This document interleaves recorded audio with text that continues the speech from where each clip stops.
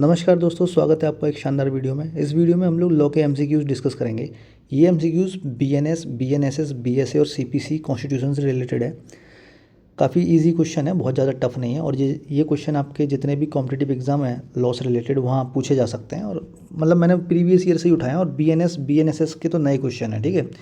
तो आप लोग इनको लगा लीजिए और वीडियो को पूरा देखिए। जिन क्वेश्चंस के आंसर मैं नहीं बताऊँगा उनके आप लोग मुझे कमेंट बॉक्स में बताना।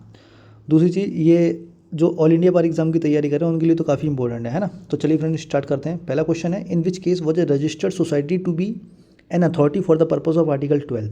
तो किस केस में बोला था कि रजिस्टर्ड सोसाइटी अथॉरिटी होगी? आर्टिकल 12 के अंदर ये अजय हासिया वर्सेस खालिद मुजीब में बोला था।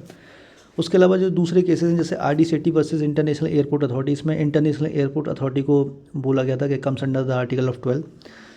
सुखदेव वर्सेस भगत राम में बोला था कि ओएनजीसी और LIC comes under within the purview of article 12। और Som Prakash versus Union of India में बीपीसीएल को बोला था। ये यूनियन ऑफ इंडिया होगा यहाँ पे। तो इसमें भारत पेट्रोलियम कॉर्पोरेशन लिमिटेड को आर्टिकल 12 के अंदर बताया था, ठीक है।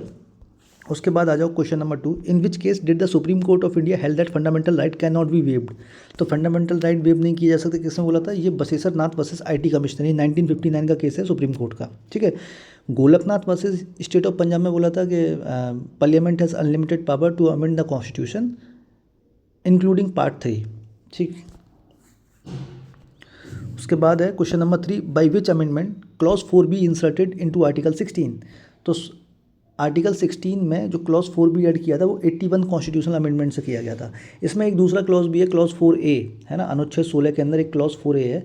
वो किस अमेंडमेंट से ऐड किया था? आप लोग मुझे कमेंट बॉक्स में बताना, क्योंकि सुप्रीम कोर्ट ने उसी क्लॉज 4A में कैचअप रूल इस्टेब्लिश किया है। अगला क्वेश्चन है, अंडर सेक्शन 146 ऑफ BSA यानी भारतीय साक्ष्य अधिनियम का क्वेश्चन है ये। When the leading question are permissible in the court proceeding. तो कब परमिसेबल है? Leading question are permitted during cross examination, मतलब क्रॉस एग्जामिनेशन के दौरान, and when matter are introductory undisputed और सफिशिएंटली प्रूव्ड, ठीक है। तो इस समय पूछा जा सकता है। देखो क्वेश्चन 5 इंपॉर्टेंट है, कॉन्स्टिट्यूशन का क्वेश्चन है, अच्छा क्वेश्चन है। ये कह रहा है the parliament enact the fair housing act 2024 which include the following provision. क्या क्या इसमें प्रोविजन है? पहला प्रोविजन है सेक्शन 3 में, प्रोहिबिट डिस्क्रिमिनेशन इन रेंटिंग और selling house based on religion, caste और जेंडर।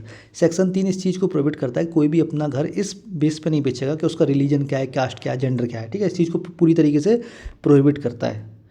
सेक्शन 6 कहता है impose a penalty of 10,000 rupees for discrimination. अगर कोई इस तरीके का डिस्क्रिमिनेशन करता है, भेदभाव करता है, तो उस पर 10,000 रुपये का फाइन लगाया जाएगा, है ना, पेनल्टी लगाई जाएगी। सेक्शन 10 कहता है मेक्स इट, मतलब ये जो एक्ट आया है fair housing act 2024, makes it mandatory for landlord to disclose the religion background of all tenants in the previous 10 year. तो पिछले 10 साल में जो भी किराएदार रखे गए उनका रिलीजियस बैकग्राउंड भी बताना पड़ेगा मकान मालिक को। तो इसी को चैलेंज किया एक सिटीजन ने, arguing that it violates the right to privacy under article 21 of constitution. तो सुप्रीम कोर्ट ने क्या किया, ये जो सेक्शन 10 था इस एक्ट का, इसको अनकॉन्स्टिट्यूशनल डिक्लेयर कर दिया, है ना। Section 10 unconstitutional but upholds the other provision. और दूसरे प्रोविजन जो सेक्शन 3, 6 जो जितने भी थे उन सबको अपहेल्ड किया, ठीक है। तो इसमें कौन सा प्रिंसिपल अप्लाई किया कोर्ट ने? Doctrine of severability. ये आर्टिकल 13 में आता है कॉन्स्टिट्यूशन के। इसमें वो ये जितना पार्ट फंडामेंटल राइट को एनक्रोच कर रहा है, ठीक है, उतने ही पार्ट को हटा दिया जाता है। नेक्स्ट क्वेश्चन है, the report of CAG relating to the account of a state shall be submitted to. तो देखो काफ़ी इजी क्वेश्चन है, आप लोग मुझे इसका कमेंट बॉक्स में बताना। अगला क्वेश्चन है, सुप्रीम कोर्ट जो मतलब Constitution of India declare that Supreme Court shall be a court of record. तो article 129 which article deals with the power, privilege and immunities of Parliament. इसको आप कमेंट बॉक्स में बताना। इसका आंसर बी हो जाएगा, ठीक है। Which Constitution amendment inserted provision related to GST. तो ये 101 से आया था 2017 में। मैंने एक वीडियो बनाई है पूरी अमेंडमेंट को लेकर, जो भी इंपॉर्टेंट अमेंडमेंट है आप लोग एक बार देख लेना, जो पहले पेपर में आए हैं या जो ज़रूरी हैं। अगला क्वेश्चन है इसमें, who can initiate impeachment proceeding against the president of India. तो कोई भी कर सकता है, ईदर हाउस ऑफ पार्लियामेंट, इसका आंसर हो जाएगा। अब देखो BNS का क्वेश्चन है, Bharatiya Nyaya Sanhita consider force to be criminal force. कब कोई फोर्स क्रिमिनल फोर्स बन जाता है? When it is use intentionally without consent causing injury, fear और एनॉयंस, ठीक है। IPC के सेक्शन 350 में भी यही लिखा है और BNS में भी यही लिखा है। क्वेश्चन नंबर 12 कह रहा है कि सेक्शन जो BNS का सेक्शन 182 क्लॉज 1 में उसमें कितना फ़ाइन है, उसमें 300 तक का फ़ाइन है, 300 रुपये तक का। उसके बाद क्वेश्चन नंबर 13 क्वेश्चन नंबर 13 कह रहा है कि राइट ऑफ प्राइवेट डिफेंस में जो प्रॉपर्टी को लेकर राइट ऑफ प्राइवेट डिफेंस है उसमें आप सामने वाले की जान कब ले सकते हो, तो वो रॉबरी में, हाउस ब्रेकिंग आफ्टर सनसेट में, इन 2 कंडीशन में आप ले सकते हो, ठीक है। थेफ्ट, मिसचीफ और हाउस ट्रेसपास में किसी सामने वाले की जान तब ली जा सकती है जब कॉजिंग डेथ और grievous hurt will be the consequence, ठीक है, अदरवाइज नहीं ले सकते। तो इसमें ऑप्शन कौन सा हो जाएगा, 1 और 2 ओनली। नॉर्मल कंडीशन में अगर कोई थेफ्ट करने घर में घुसा है या मिसचीफ कर रहा है तो उसमें आप किसी को जान से नहीं मार सकते, लेकिन अब कोई घर में घुसा है 315 बोर का वो असला लिए हुए है तो वहाँ आपके पास राइट क्रिएट हो जाएगा, ठीक है। उसके बाद question number 14, Rajesh in a hated argument with Sunil strikes him with a heavy iron rod, है ना, राजेश की बहस हुई सुनील से, उसने उसके सिर में लोहे की रॉड से वार किया। The blow fracture Sunil's arm and he is unable to use it for several week, मतलब वो घायल वायल हो गया और वो कई दिनों तक, कई सप्ताहों तक बेड पर लेटा रहा। The medical report confirm that the fracture amount to be grievous hurt. तो इसने किस सेक्शन में ऑफेंस किया IPC के में, voluntary causing grievous hurt under section 325 of IPC। अगला क्वेश्चन है, Amit intending to cause the death of Vijay attack him with a knife, Vijay sustains severe injury and dies on the spot. The investigation reveals that Amit acted with the knowledge that his actions were likely to cause death. However, there is no evidence of premeditation or intent to murder Vijay. मतलब ये अमित है, उसने विजय के ऊपर जानलेवा हमला किया चाकू से और उसको काफ़ी सारी इंजरी आई और ऑन स्पॉट मर गया, ठीक है। तो ये कौन से सेक्शन में ऑफेंस कर रहा है, culpable homicide not amounting to murder under section 304 of IPC।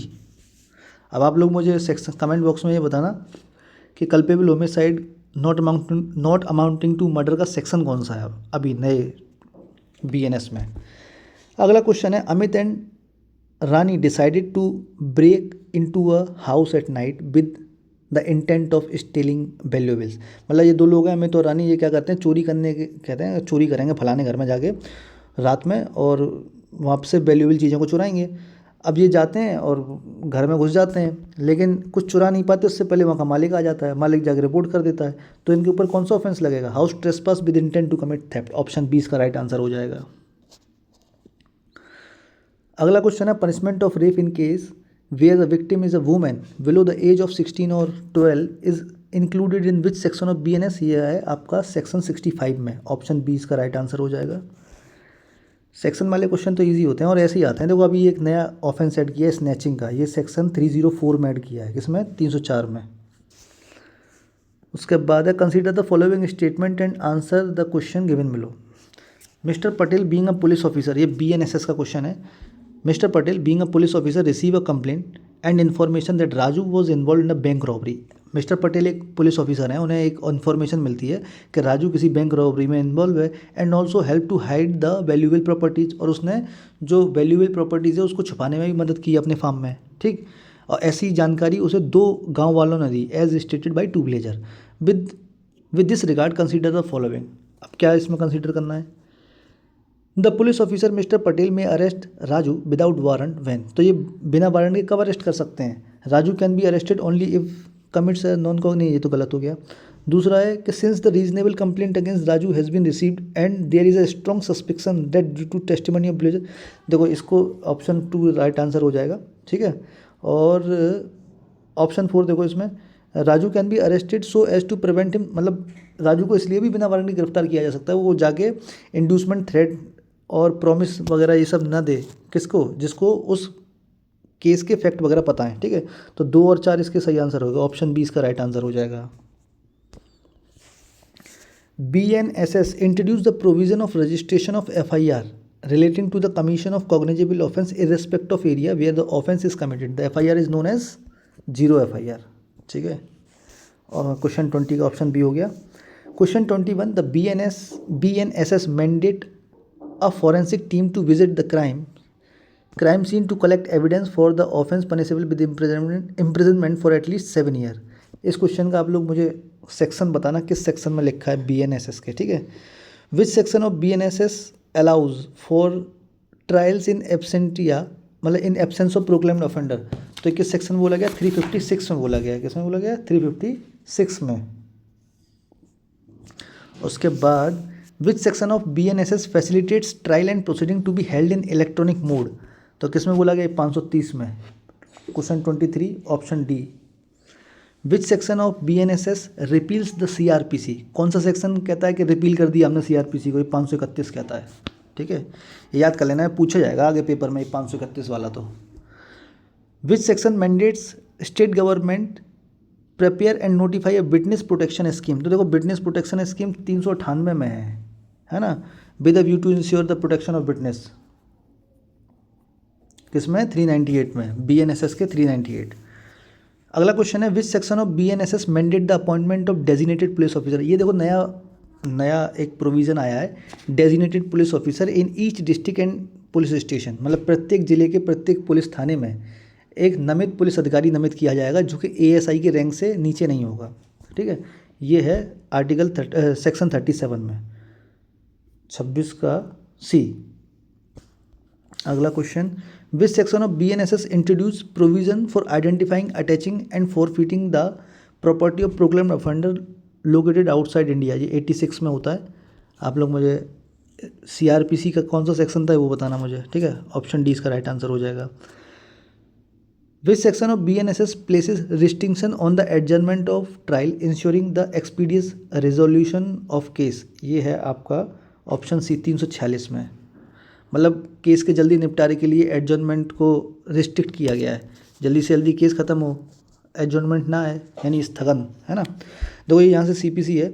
A suit is pending in a district court A but one of the party Meera request the transfer the district court B claiming that the जज in a court A is biased. देखो एक suit है वो district court A में pending है, लेकिन एक party है मीरा, वो चाहती है कि ये डिस्ट्रिक्ट कोर्ट A से हट के किसी दूसरे डिस्ट्रिक्ट कोर्ट में चला जाए, क्योंकि डिस्ट्रिक्ट कोर्ट A ना बाइज है। The opposite party Ravi object stating that this request is baseless. जो दूसरी पार्टी अपोजिट पार्टी है वो कहती है कि ये तो बेसलेस, फालतू का एलिगेशन लगा रहे हैं, है ना। तो who has the authority to decide whether the suit can be transferred. तो कौन डिसाइड करेगा? तो ये करेंगे हाई कोर्ट और सुप्रीम कोर्ट। देखो ये आपके यहाँ पे CPC के सेक्शन 22, 23, 24, 25 इनमें बताया गया कोई सूट कब ट्रांसफ़र होता है। ठीक है, क्वेश्चन 30 है Maya files a suit in a court A for the recovery of a sum of money from her neighbour. Maya एक सूट फाइल करती है मनी रिकवरी के लिए अपनी पड़ोसिन से, जो कि नेहा है। During the proceeding Neha request that third party, ये पार्ट लिखा पार्टी है, party Seema be added to the suit as Seema is alleged liable for the डेब्ट। नेहा कहती है कि एक तीसरी पार्टी को भी इन्वॉल्व किया जाए, सीमा जिसका नाम है, क्योंकि वही इस कर्जे के लिए जिम्मेदार है। माया ऑब्जेक्ट करती है claiming that Seema is not necessary party. Maya कहती है सीमा नेसेसरी पार्टी नहीं है। Court A then review the application and decides that Seema should indeed be included as a defendant. तो सीमा को भी डिफेंडेंट के तौर पे उसमें इंक्लूड कर लिया जाता है। ये किसमें होगा? Order 1 rule 10 joinder and substitution of party. ठीक है, which section of CPC allow appeal from original degree. तो ये है सेक्शन 96 ऑफ CPC। उसके बाद आ जाओ, तो भाई ये मैं जो PDF है ना अपने टेलीग्राम चैनल पे शेयर करूँगा, आप लोग टेलीग्राम चैनल पे जाके देख लेना, और टेलीग्राम चैनल का लिंक आपको डिस्क्रिप्शन बॉक्स में मिलेगा। नेक्स्ट क्वेश्चन है under CPC what is the maximum time limit for filing a written statement. तो ये बताया आपका ऑर्डर 8 रूल 1 के प्रोवाइजो में 90 डेज़। जनरली 30 दिन में WS फाइल करना होता है, लेकिन 30 दिन में नहीं कर सकते, तो मैक्सिमम टाइम लिमिट 90 डेज़ है। ठीक है, अगला क्वेश्चन है इसमें विच section of CPC provides exemption of the president of India and the governor of state from personal appearance in court. तो ये देखो सेक्शन 133 में कुछ लोगों को एग्जाम्पशन दी गई है CPC में, जिसमें आपके प्रेसिडेंट ऑफ इंडिया हैं, वाइस प्रेसिडेंट हैं, minister of house of the people. आप लोग एक बार सेक्शन 133 देख लेना CPC का, तो उसमें कई लोगों को प्रिविलेज है। अगला क्वेश्चन है what is the term used for a court's power to transfer a case from one court to another court under CPC। जब कोई केस एक कोर्ट से दूसरे केस में ट्रांसफ़र किया जाता है तो उसको टेक्निकली क्या कहते हैं? ट्रांसफ़र ऑफ सूट्स कहते हैं। अगला क्वेश्चन क्या है? समरी सूट का ऑर्डर पूछा गया है कि समरी सूट किस ऑर्डर में। आप लोग मुझे इसका आंसर कमेंट बॉक्स में बताना। Which section of CPC deals with the principle of res judicata. देखो कितना ईजी क्वेश्चन है, इसका आंसर मैं बताऊँ, आप बता दोगे? चलो आप बता देना, रेस जुडिकेटा का, ठीक है। अगला क्वेश्चन है CPC provides for an interpleader suit. कौन सा सेक्शन है जो इंटरप्लीडर सूट से रिलेटेड है? ये ऑप्शन ए इसका राइट आंसर हो जाएगा, सेक्शन 88। किस सेक्शन में कंपनसेटरी कॉस्ट की बात की गई है? सेक्शन 35A के अंदर, तो 38 ऑप्शन बी हो जाएगा। अभी देखो भारतीय साक्ष्य अधिनियम का क्वेश्चन है, which word is inserted in section 22 of BSA that was not present in 24 of evidence act. तो जो अभी सेक्शन 22 है भारतीय साक्ष्य अधिनियम का, उसमें कौन सा वर्ड ऐड किया गया है? और वो वर्ड पहले इंडियन एविडेंस एक्ट के सेक्शन 24 में नहीं हुआ करता था। सेक्शन 24 जो प्रोविज़न है वो कन्फेशन से रिलेटेड है, उसमें कोअर्जन नहीं था पहले, अभी कोअर्जन को ऐड कर दिया है, ठीक है। इंड्यूसमेंट, थ्रेट और प्रॉमिस के साथ साथ कोअर्जन भी अभी एक नया वर्ड है। क्वेश्चन 40 कहता है कि existence of course of business when relevant is discussed. जो existence of course of business है वो किस सेक्शन में रिलेवेंट है? ये है आपका सेक्शन 14 में, ऑप्शन सी इसका राइट आंसर हो जाएगा। और एविडेंस एक्ट में किस सेक्शन में रिलेवेंट था? आप लोग कमेंट बॉक्स में मुझे बताना।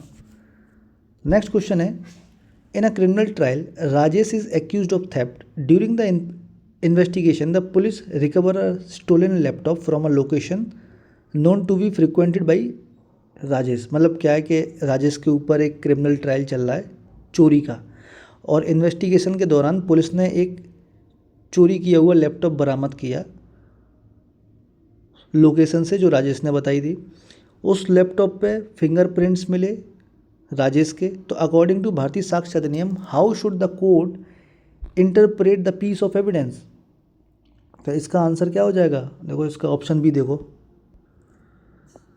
The recovered laptop and fingerprints are circumstantial evidence that can be considered along with the other evidence but do not by themselves prove guilty beyond reasonable doubt. ठीक है, तो ये सर्कमस्टांशियल एविडेंस है और without beyond reasonable doubt proof करना होगा। ठीक है। Question 42, where a document is executed in several part like printing, lithography और photography, video recording, computer resources as a electronic और digital record, the Bharatiya Sakshya Adhiniyam classify each part as a primary evidence.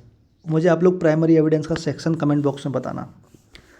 अगला question है, which section of Bharatiya Sakshya Adhiniyam provide that no court shall require any communication between the minister and president of India. ये section 165 के proviso में ऐसी की ऐसी line लिखी हुई है। ठीक है, तो इसका आंसर हो जाएगा 43 का ऑप्शन बी। नेक्स्ट क्वेश्चन है, according to section 46 of Bharatiya Sakshya Adhiniyam when character evidence is relevant in civil case. तो वैसे तो आपको पता है कि सिविल केस के अंदर करेक्टर इरेलीवेंट होता है। ठीक है, तो ये आपका इसका आंसर हो जाएगा option B, only when related to other relevant fact. जब वो अदर रिलेवेंट फैक्ट से रिलेटेड होगा तो वो रिलेवेंट हो जाएगा। ये लास्ट क्वेश्चन है 45, as per section 78 clause 2 of BSA presumption about the officer signing और सर्टिफाइंग अ डॉक्यूमेंट इज। तो क्वेश्चन 45 का आंसर हो जाएगा C, the officer held the official character claimed when signing और सर्टिफाइंग अथॉरिटी। ठीक है, तो दोस्तों इसकी PDF आपको मेरे टेलीग्राम चैनल में मिल जाएगी। टेलीग्राम चैनल का लिंक आपको डिस्क्रिप्शन बॉक्स में मिलेगा। तो आप इस वीडियो को शेयर करें, ठीक है, ज़्यादा से ज़्यादा लोगों को। इस वीडियो डिस्कशन में बस इतना ही था। Thank you.